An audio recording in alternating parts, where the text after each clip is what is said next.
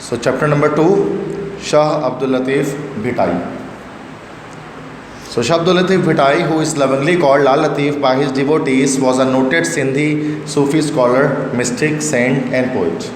Shah Abdul Latif Bhitai, जिनको प्यार से लाल लतीफ़ कहा जाता है, जिनको प्यार से लाल लतीफ़ कहते हैं, इनके डिवोटीज़ मतलब अक़ीदतमंद, वो एक नोटेड मशहूर सिंधी सूफ़ी स्कॉलर थे, सिंधी सूफ़ी एक आलिम थे, मिस्टिक थे मतलब एक रूहानी पेशवा थे, सेंट थे मतलब एक बुज़ुर्ग थे, एंड अ पोइट और एक शायर थे.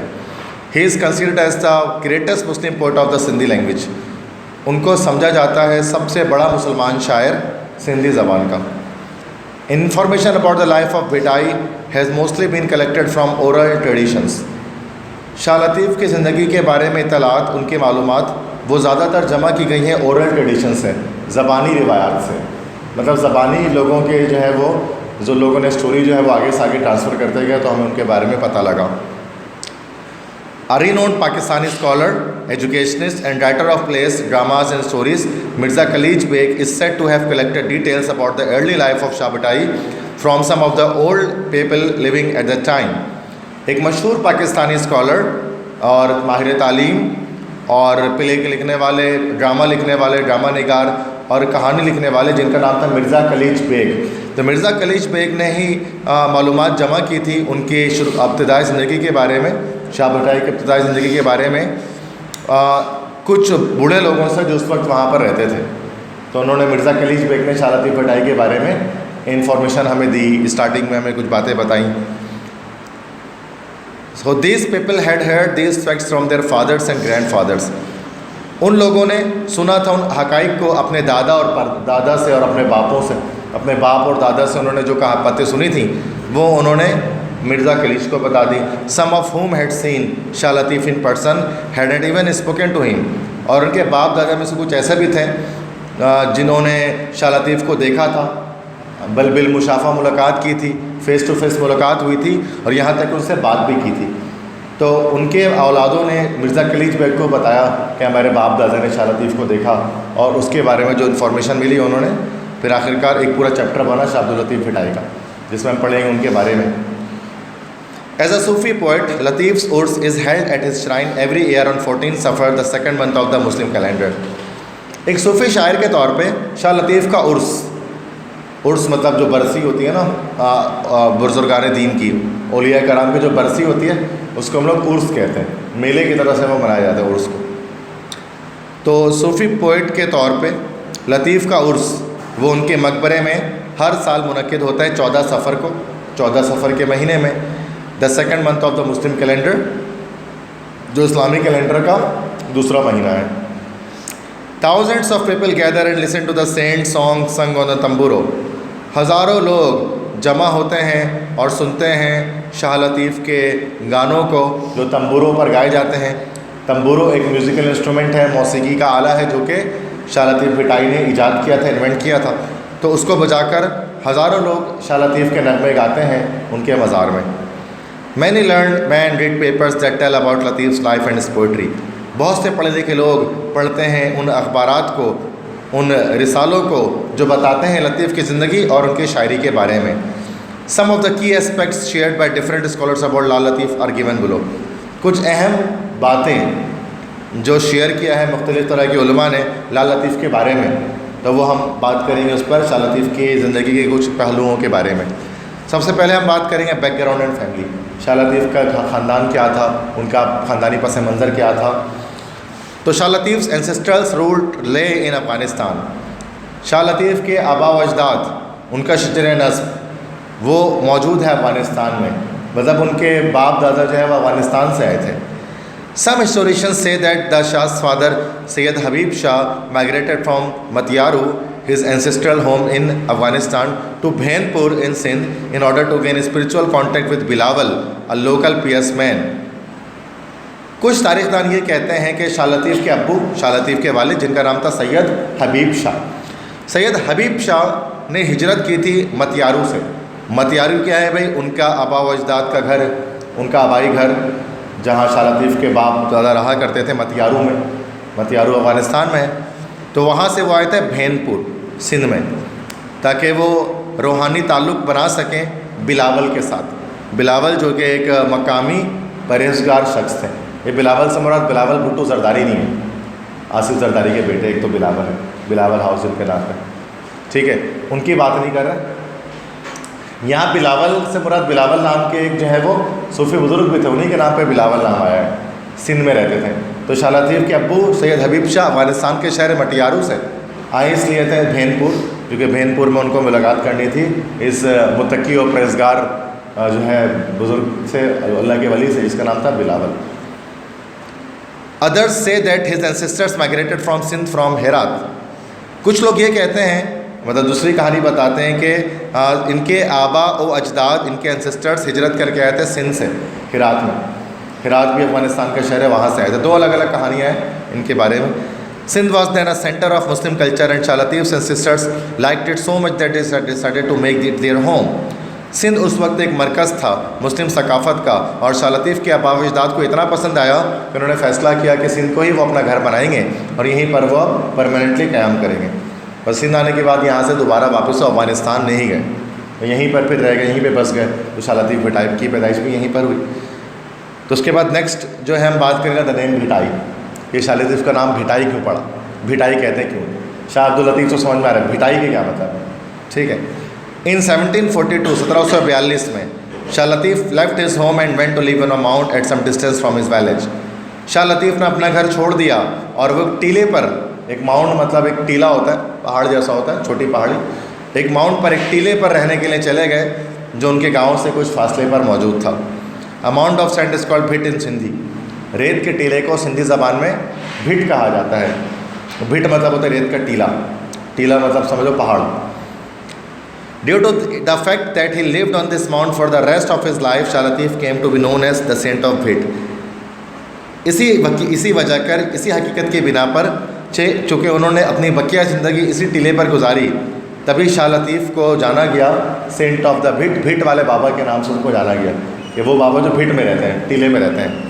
تو this day he is famous all over the country as Shah Abdul Latif Bhittai اور شاہ لطیف آف دا ماؤنٹ. تو آج کے دن تک سارے ملک میں وہ مشہور ہیں شاہ عبداللطیف بھٹائی کے نام سے، اور شاہ لطیف ٹیلے والے شاہ لطیف کے نام سے وہ مشہور ہیں، کیونکہ ساری زندگی انہوں نے جو ہے وہ ٹیلے میں ہی گزاری، ایک ماؤنٹ میں گزاری، اس لیے ان کو بھٹائی کہا جاتا ہے. آگے بس سمجھ میں کیوں بھٹائی کہتے ہیں ان کو، نام نہیں شاہ لطیف کی کیوں لگا ہوتا ہے بھٹائی.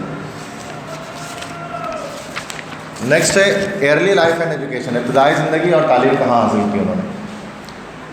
شاہ Bhittai was born in 1689 AD یا 14 Safar 1102 AH in a small village called Hala Haveli, a few miles to the east of the present town of Bidshah.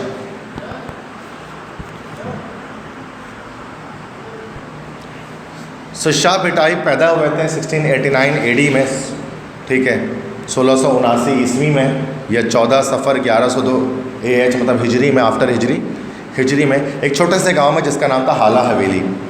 Hala حویلی جو کہ بھٹشاہ کا جو ٹاؤن ہے اس سے تقریباً کچھ میل مشرق کی طرف موجود تھا. ہالہ حویلی وہاں پیدا ہوئے تھے وہ. Latif was raised during the golden age of Sindhi culture. Latif کی نشوونما ہوئی سندھی ثقافت کے سنہری دور میں، جب سندھ بہت زیادہ ڈیولپ تھا، اس دور میں شاہ لطیف جو ہے وہ ان کی پیدائش ہوئی اور وہ بڑے ہوئے. His first teacher was Akhund Noor Muhammad Bhatti but mainly he was self educated. ان کے پہلے استاد تھے آخند سندھی کا بڑے آخند کے مطلب بھی استاد ہوتا ہے. ان کے پہلے استاد تھے آخند نور محمد بھٹی، لیکن بنیادی طور پر وہ سیلف ایجوکیٹڈ تھے، مطلب بنیادی طور پر انہوں نے خود سے ہی تعلیم حاصل کی تھی، جو بھی تعلیم حاصل کی تھی. Although he received little formal education, the Risala provides proof that he knew Arabic and Persian quite well. اگرچہ انہوں نے تھوڑی سی فارمل ایجوکیشن، رسمی تعلیم حاصل کی، لیکن جو شاہ جو رسالہ ان کا ہے وہ اس بات کا پروف دیتا ہے ہمیں کہ وہ عربی اور فارسی زبان بھی جانتے تھے سندھی کے علاوہ. عربی فارسی بھی بول سکتے تھے، اس لیے عربی اور فارسی میں بھی شاعری ان کی، جو ان کا کلیکشن آف پوئٹری شاہ جو رسالو اس کے اندر موجود ہے. Various references in Shah Risalo indicate that he had in-depth knowledge of the Holy Quran and the Hadith.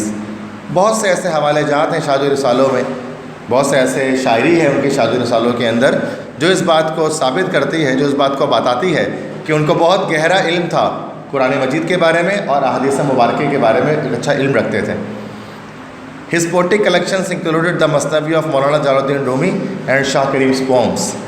उनके शायराना मजमूए में शामिल हैं मसनवी मौलाना जलालुद्दीन रूमी, एक बहुत मशहूर टर्किश शायर थे तुर्की के, जलालुद्दीन रूमी। उन्होंने किताब लिखी थी मसनवी मौलाना रोम, तो वो इनके शायरी का मजमूआ थी, मतलब उन्होंने शायरी अपने एक शायरी की कलेक्शन में इस किताब को रखा था। और शाह करीम एक सिंधी शायर थे, उनके शायरी का मजमूआ भी उन्होंने अपने पास जमा करके रखा हुआ था शाह लतीफ़ ने। तो ये उनके, मैंने बताया कि इब्तदाई ज़िंदगी कहाँ गुजरी, कैसे पैदा हुए और आखिरकार तालीम कहाँ हासिल की उन्होंने। ठीक है, नेक्स्ट है यूथ, जवानी कैसे गुजरी इनकी, जवानी का जो है वो कैसे गुजारा हो। Young Latif had a very sensitive mind. जवान शाह लतीफ़ का एक बहुत हसास जहन था। While he was only a boy, he started composing poetry. जब वो सिर्फ एक लड़के थे, लड़कपन की उम्र में ही उन्होंने शायरी को लिखना शुरू कर दिया। His admiration for the beauty of nature filled his heart with the love of God. वो जो तारीफ़ किया करते थे कुदरत की खूबसूरती की, कुदरत की खूबसूरती की तारीफ़ करने की वजह से उनके दिल में खुदा की मोहब्बत आकर भर गई। In 1713, the Sufi poet married with बीबी साइदा बेगम। 1713 में ये सूफ़ी शायर उन्होंने शादी की बीबी साइदा बेगम से। His wife died at an early age. उनकी वाइफ की वफ़ात इब्तदाई उम्र में, छोटी उम्र में ही हो गई। Before she could have any children, इससे पहले कि किसी बच्चे की पैदाइश होती, मतलब कि शाह लतीफ़ की कोई औलाद नहीं थी। ठीक है। However, Shah never married again. फिर भी है बहरहाल शाह लतीफ़ ने उसके बाद दोबारा कभी शादी नहीं की, एक ही शादी की बस। His heart turned more and more towards religion and devotion and he felt restless. He found it difficult to live a normal domestic life. उनका दिल ज़्यादा से ज़्यादा गामज़न होता गया मज़हब की जानिब और अक़ीदत की जानिब, और उन्होंने बेचैनी महसूस की।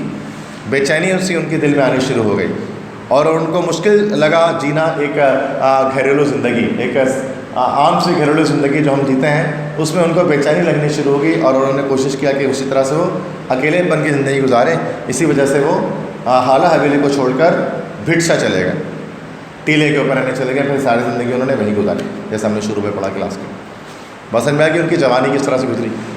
अब स्पिरिचुअल ग्रोथ, उनकी रूहानी नशोनुमा किस तरह से हुई, किस तरह से जो है अल्लाह के वली वो बने, इस बारे में बात करते हैं। Latif's love of God grew more and more to the extent that he found pleasure only in devotion. लतीफ़ की खुदा के लिए मोहब्बत ज़्यादा से ज़्यादा बढ़ती गई, इस हद तक बढ़ गई कि उनको खुशी मिली सिर्फ अक़ीदत में, सिर्फ डिवोशन में, इबादत में। इबादत के अलावा किसी और चीज़ में उनको राहत नहीं मिलती थी। As a result he spend most of his time in prayers and deep thinking. इसी के नतीजे में वो ज़्यादातर वक्त अपना गुजारते थे दुआ मांगने में और गहरी सोच में गुजारा करते थे। His spiritual power Guru stronger with prayers and devotion. उनकी रूहानी ताकत बढ़ती चली गई, मजबूत होती गई दुआओं से और इबादत से, अक़ीदत से। So much that the people begin to be attracted towards him. इतनी ज़्यादा उनकी रूहानी ताकत बढ़ गई कि लोग उनकी तरफ मुतवज्जा होना शुरू हो गए। रूहानी ताकत जब बढ़ जाती है इंसान की, तो इंसान की दुआएं कबूल होना शुरू हो जाती हैं। तो उन्होंने एक दो लोगों के लिए दुआएं मांग ली, तो दुआ भी कबूल हो गई। तो अब लोग क्या हुआ, उनकी तरफ जोक दर जोक उनके पास आना शुरू हो गए, बड़ी तादाद में, कि अल्लाह के वली हैं, इनकी हर दुआ कबूल हो जाती है। Anyone who came to him was strongly impressed by his gentle ways and his followers increased day by day. कोई भी शख्स उनके पास आता था, वो बहुत पूरी तरह से मुतासिर हो जाता था उनके नरम तरीक़ों से, उनके अखलाक से, और उनके पैरोकार, उनके मानने वालों की तादाद दिन ब दिन, उनके मुरीदों की तादाद बढ़नी शुरू हो गई। Close to the mount on which Lal Latif came to live is a natural lake. करीब ही उस टीले के जहाँ पर शाह लाल लतीफ़ रहने के लिए गए थे, उसके करीब ही एक नेचुरल लेक था, एक कुदरती झील थी, जिसको हम लोग किंजर झील कहते हैं, करली झील कहते हैं, भिटशा के पास ही है वो। तो कुदरती झील थी। His poetic nature loved the काम एटमॉस्फेयर। उनकी शायराना फितरत पसंद क्या करती थी, खामोश फ़िज़ा को। शायर जो होता है उनको खामोशी पसंद होती है, उनकी शायराना फितरत खामोशी को पसंद क्या करती थी। He would spend much of his time sitting on the bank of the lake. वो अपना ज़्यादातर वक्त गुजारा करते थे उस झील के किनारे बैठ कर, ज़्यादातर वक्त गुजारा करते थे। As a set there he prayed to God and sometimes composed versus in space. जब वो वहाँ बैठा करते थे तब वो खुदा से दुआ मांगा करते थे, और कभी कभार वो शायरी लिखा करते थे उसकी तारीफ़ में, खुदा की तारीफ़ में हम्द लिखा करते थे, हम्द बारी ताला लिखा करते थे, खुदा की याद में, उनकी तारीफ़ में अशार लिखा करते थे, नज़में लिखा करते थे उसी झील के किनारे बैठकर अकेले में। तो ये उनकी स्पिरिचुअल ग्रोथ इस तरह से हुई, रूहानी ताकत बढ़ी, और लोगों से उन्होंने मेल मिलाप को कम करके जाए वो खुदा की तरफ अकेले पर ज़िंदगी गुजारने शुरू की। समझ में आ गई बात यार। لاسٹ ہے ڈیتھ اینڈ ریممبرنس، ان کی موت کیسے ہوئی اور اس کے علاوہ کس طرح سے ان کو ہم یاد کرتے ہیں، کیسے یاد کیا جاتا ہے اس کو آج کے دور میں. لال لطیف died in 1752 on the mount where he had lived. لال لطیف کی وفات ہوئی 1752 میں اس ٹیلے پر ہی جس ٹیلے پر وہ رہا کرتے تھے. He was buried on the same mount, اور اسی ٹیلے میں ان کو دفن بھی کر دیا گیا. It is said that one day he ordered the musicians to play music. یہ کہا جاتا ہے کہ ایک دن انہوں نے موسیقاروں سے کہا کہ موسیقی بجائیں. They played continuously for 3 days. 3 دن تک موسیقار موسیقی بجاتے ہی گئے. When they stopped playing, جب انہوں نے موسیقی روکا, they found the poet dead. انہوں نے پایا کہ شاعر کی وفات ہو چکی ہے، شاعر وفات پا چکے ہیں. ٹھیک ہے، کہ مطلب شاہ لطیف کی موت ہو چکی ہے. تو 3 اس طرح سے. اچھا، اب یہاں پر ایک سوال پیدا ہوتا ہے، میں یہ بھی ڈسکس کر لیتا ہوں اباؤٹ دس، کہ شاعری کے بارے میں اور موسیقی کے بارے میں، کہ میوزک جو ہے وہ اسلام کے اندر جائز نہیں ہے. میوزک اسلام کے اندر حرام ہے. میوزک کو سننا، میوزک کو بجانا، سنا ہوگا آپ نے اس بارے میں. موسیقی کے بارے میں اللہ کے نبی نے فرمایا کہ وہ حرام ہے. ٹھیک ہے. تو ایک بار نبی کریم صلی اللہ علیہ وسلم کہیں سے گزر رہے تھے تو بانسری بج رہی تھی، بانسری. اللہ کے نبی نے جو ہے وہ کانوں کو انگلی ڈال دی کر کے. اس کے بعد جب پھر صحابہ سے پوچھا کہ آواز آنی بند ہو گئی، انہوں نے بولا ہاں، تو کان نکال دی. تو پھر لوگوں نے پوچھا، صحابہ رسول نے پوچھا کہ آپ نے ایسا کیوں کیا؟ تو انہوں نے بتایا کہ جو شخص بھی موسیقی سنتا ہے، موسیقی سنے گا، قیامت کے دن اس کے جو ہے وہ کانوں میں پگھلا ہوا سیسا، مولٹن لیڈ ڈالا جائے گا. پگھلا ہوا سیسا ڈالا جائے گا. سیسا ایک میٹل ہوتا ہے، وہ اتنا زیادہ گرم ہوتا ہے کہ ایک کان سے ڈالا جائے گا تو دوسرے کان سے بھیجا لے کے باہر نکل جائے گا. ٹھیک ہے. تو یہ سزا ان کے لیے ہے جو کہ موسیقی سنتے ہیں، میوزک سنتے ہیں، گانے بجاتے ہیں، گاتے ہیں، سنتے ہیں. ان کے لیے اسلام نے موسیقی بڑے سختی سے ممانعت کی ہے. صحیح نا؟ تو بالکل منع کیا اس کو بجانا. کہا گیا خدا کی لعنت ہے گانے والے پر اور جس کے لیے گایا گیا اس پر، کہ اللہ تعالیٰ لعنت فرماتا ہے اس پر جو گانا گائے اور اس پر بھی جو گانے کو سنے. تو ہمیں جو ہے وہ گانے بازی سے دور رہنا چاہیے. امر بالمعروف ونہی عن المنکر کرنا چاہیے. اگر کہیں پر گانا بج رہا ہے تو اس کو ہاتھ سے جا کر بند کر دیں. ہاتھ سے نہیں بند کر سکتے تو زبان سے روک دیں کہ بھائی تم بند کر دو، یہ اچھا کام نہیں ہے. اور اگر زبان سے بھی نہیں کر سکتے، آپ نہیں پہ ہمت بھی نہیں ہے، تو ایمان کا کم ترین درجہ کیا ہے؟ کہ دل میں برا جان ہے کہ جو ہو رہا ہے وہ برا ہو رہا ہے، بنسبت اس کے کہ آپ اس کو انجوائے کرو.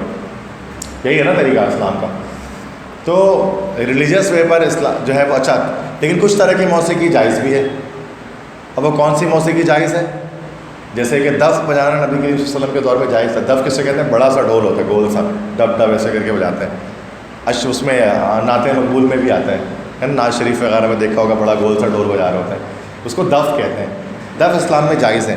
اسلام میں ایک طرح کی موسیقی جائز ہے جو صرف ایک تار پہ بجے، ایک دھن پہ بجے. ایک ہی دھن پہ بجنے والی موسیقی جائز ہوتی ہے. ایک ہی دھن سے مراد جس میں صرف ایک تار ہو بس. ٹھیک ہے. اور اس کو بجا کر بھی کیا گایا جائے؟ اللہ اور اس کے نبی کی محبت کے بارے میں اشعار گائے جائیں بس. کہ آپ کے پاس ایسا انسٹرومنٹ ہو جس میں ایک تار لگا ہو، وہ ایک تار بجا دیا جائے اور ایک تار کو بجا کر آپ حمد باری تعالیٰ یا پھر نعت مقبول شریف پڑھو. گانا نہیں گا سکتے اس میں، عشق مجازی کے لیے کچھ بھی نہیں گا سکتے. اور میوزیکل انسٹرومنٹ بھی ایک تار، گٹار نہیں ہونا چاہیے. گٹار میں بہت سارے تار ہوتے ہیں. اب جو انہوں نے تمبورو ایجاد کیا نا شاہ لطیف نے، وہ ایک تار والا تھا. اس لیے بہت سارے بچے کہتے ہیں سر اگر شاعری، اگر گانا سننا اتنا غلط ہے تو انہوں نے 3 دن تک موسیقار گانا گاتے رہے، اس کے بعد ان کی موت ہوئی. اور یہ پھر آپ اس کو بول رہے ہیں کہ شاہ لطیف ایک صوفی بزرگ تھے، اللہ کے ولی تھے. یہ کیسے ہو سکتا ہے نا؟ جس میوزک کو سن کر اللہ کے نبی کان میں ہاتھ ڈال لے رہے ہیں، اللہ کے ولی اسی کو سن کے کیسے مطلب حکم دیں گے سننے کا اس کو؟ تو یہ اللہ کے ولی اس موسیقی کی بات کر رہے ہیں جو اسلام میں جائز ہے. اور وہ کیا موسیقی ہے میں پھر بتا رہا ہوں. ایک تار پہ بجے، ایک دھن میں بجے اور اس کو بجا کر اللہ اور اس کے نبی کو جو ہے وہ تعریف کی جائے. اور اس کے علاوہ باقی ساری موسیقی حرام ہے، کوئی بھی ہو. ہمارے یہاں تو زیادہ تر وہ 10 طرح کے دھن میں بجتے ہیں، ہے نا؟ گٹار، پیانو، ستار، یہ وہ ڈھول، طبلہ سب بج رہا ہوتا ہے. اور اس کے ساتھ ساتھ پھر اللہ اور اس کے نبی کی بات بھی نہیں کی جا رہی ہوتی ہے، عشق مجازی کی بات کی جا رہی ہوتی ہے نا بھائی. تو اس لحاظ سے جو ہے پھر وہ جائز نہیں ہے. لیکن ہم آج اس پرفتن دور میں رہتے ہیں کہ ہر گناہ والی چیز ہم جائز قرار دے دیتے ہیں. مطلب لوگ کہتے ہیں کہ سن لو یار کیا ہوتا ہے، اتنا گندہ غلط کام کرتے، یہ بھی غلط کام کر لیتا مسئلہ. لیکن یہ صحیح نہیں ہے. جو چیز غلط ہے وہ تو غلط ہے نا بھائی. ٹھیک ہے جی. Okay. So death and remembrance کے بارے میں ڈسکس کر رہے تھے.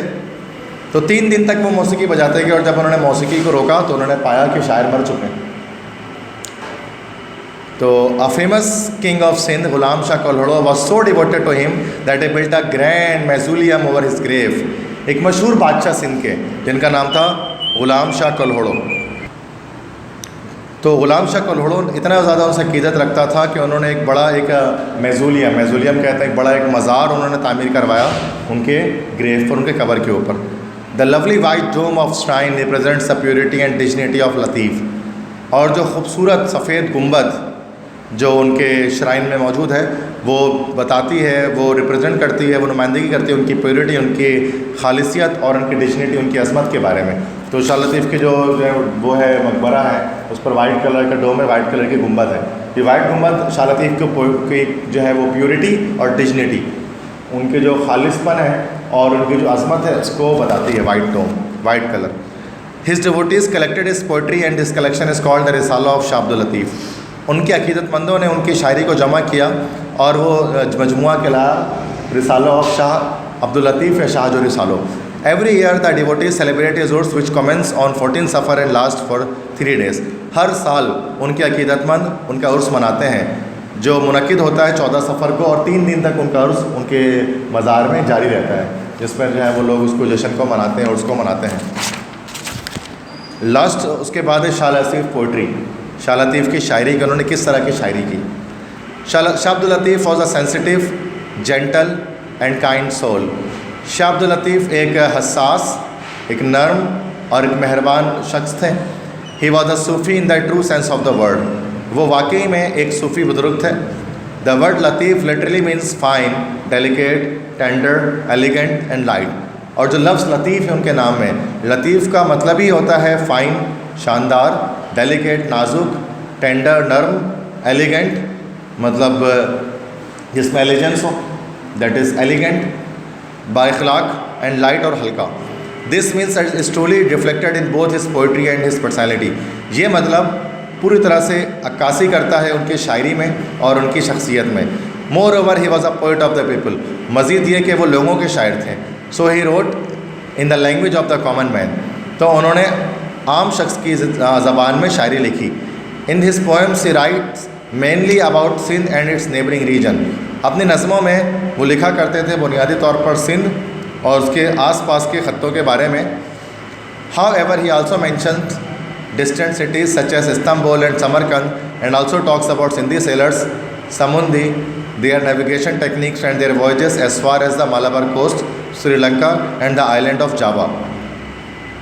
تو زیادہ تر وہ لکھا کرتے تھے سندھ اور اس کے آس پاس کے علاقوں میں, لیکن وہ انہوں نے مینشن کیا ہے دور دراز کے شہروں کو بھی اپنی شاعری میں مینشن کیا ہے. جیسے کہ استنبول جو کہ کہاں کا شہر ہے بھائی؟ استنبول جو ہے وہ ترکی کا شہر ہے استنبول, اس کو مینشن کیا ہے. سمرقند, تو سمرقند جو ہے وہ ایک ایران کا شہر ہے, اس کو مینشن کیا ہے. And also talks about Sindhi sellers, اور سندھی ملاحوں کے بارے میں بھی بات کی ہے جن کو سمندھی کہا کرتے تھے, اور ان کے نیویگیشن ٹیکنیک کس طرح سے وہ کشتی چلاتے تھے اس کے طریقہ. اینڈ دیئر وویجز, ان کے سمندری سفر. As far as the Malabar coast, کہاں تک جو کہ سفر کرتے کرتے مالابار ساحل تک گئے تھے. سری لنکا اور جاوا کے آئلینڈ, جاوا جو کہ انڈونیشیا میں ہے, وہاں تک گئے تھے. ان سب وویجز کو بھی انہوں نے اپنے شاعری میں لکھا ہے. Here is the translation of one of such words. یہاں پر میں آپ کو ایک ترجمہ سناتا ہوں ان کی ایک شاعری کا. تو انگلش میں ان کی ایک شاعری لکھی گئی ہے جو انہوں نے سندھی میں لکھی تھی, میں اس کو اردو میں ترجمہ بتاؤں گا آپ کو. Clouds return and once again it rains. Lightning flashes from all sides, and with it some go to Istanbul, others turn to the west. Some shine bright over China, and others take care of Samarkand. Some wander to Rome, to Kabul and Kandahar. Some lie on Delhi, Deccan, thundering over, my beloved Allah, may you always mix in the land of abundance. My beloved Allah, may you make prosperous the whole universe. بادل آتے ہیں دوبارہ سے, بارش ہوتی ہے, بجلی چمکتی ہے ہر جانب سے, اور اس کے ساتھ ساتھ کچھ چلی جاتی ہیں استنبول, کچھ جبکہ دوسری مغرب کی جانب چلی جاتی ہیں, کچھ چمکتی ہیں چائنا کے اوپر, اور کچھ سمرقند کی طرف جاتی ہیں, کچھ آوارہ گردی کرتی ہیں روم میں, اٹلی کا شہر ہے. وینڈر میں آوارہ گردی کرنا یا بے مقصد پھرنا. روم سٹی آف اٹلی, اٹلی کا شہر ہے. کچھ جو ہے وہ وینڈرنگ کرتی ہیں، کچھ بے مقصد پھرتی ہیں روم میں، کچھ بادل چلے جاتے ہیں کابل جو افغانستان کا شہر ہے، کچھ کندھار چلے جاتے ہیں وہ بھی افغانستان کا شہر ہے، کچھ موجود ہوتے ہیں دہلی میں، کچھ موجود ہوتے ہیں دکن میں، دکن مطلب حیدرآباد دکن، جو اور تیز مطلب کہ بارش ہوتی ہے اور بجلی گرجتی ہے اور بادل گرجتے ہیں۔ میرے پیارے اللہ، تو ہمیشہ سے بنانا سندھ کو ایک بہتاج زمین، ایک ایسی زمین جس پر نعمت کی بہتات ہو، ایبنڈنس ہو۔ میرے پیارے اللہ، تو بنانا اس پورے یونیورس کو، اس پورے کائنات کو پراسپیرس سے مراد کے امیر یا خوشحال بنا دینا۔ شاہ عبداللطیف کی یہ شاعری ہے، شادی رسالوں میں سور سارنگ کے نام سے ایک نظم تھی، اس کو ہم نے ٹرانسلیٹ کر کے بھی پڑھا ہے۔ یہ وہ پوری دنیا کے بارے میں بات کرتا ہے اپنی شاعری کے اندر۔ His collected poems have been compiled in شادی رسالوں which has been translated into English, Urdu and other languages۔ ان کے شاعری کا مجموعہ جو شادی رسالوں کہلاتا ہے، اس کا ترجمہ کیا گیا ہے انگلش میں، اردو میں اور دوسری زبانوں میں۔ His spiritual and mystic poetry carries a message of love which makes it universal and acceptable to the entire human race۔ ان کی روحانی اور ان کی جو ہے وہ روحانی شاعری، ان کی صوفیانہ شاعری، اس میں ایک پیغام ہوتا ہے محبت کا، جو بنا دیتا ہے ان کی شاعری کو کائناتی اور پورے عالم انسانیت کے لیے جو ہے وہ ایک طرح سے ایکسیپٹیبل بنا دیتا ہے، قابل قبول بنا دیتا ہے کہ شاہ عبداللطیف کی شاعری کوئی بھی انسان، کوئی بھی نسل کا وہ پڑھ سکتا ہے، کیونکہ اس میں محبت کا درس ملتا ہے، میسیج آف لو ملتا ہے۔ Shah Abdul Latif Bhittai is and always will be remembered for his great poetry with his love and difference. Shah Abdul Latif Bhittai کو ہمیشہ جانا جائے گا اور یاد کیا جائے گا، ان کی عظیم شاعری کس کی وجہ سے ان کو ہمیشہ یاد رکھا جائے گا، محبت کے ساتھ، عقیدت و احترام کے ساتھ۔ شاہ لطیف کی ذات کو ہمیشہ ہم یاد رکھیں گے اور اس کو اپنے مائنڈ میں رکھیں گے۔ So this is all about the second chapter of class 9th new course English, that is Shah Abdul Latif Bhittai.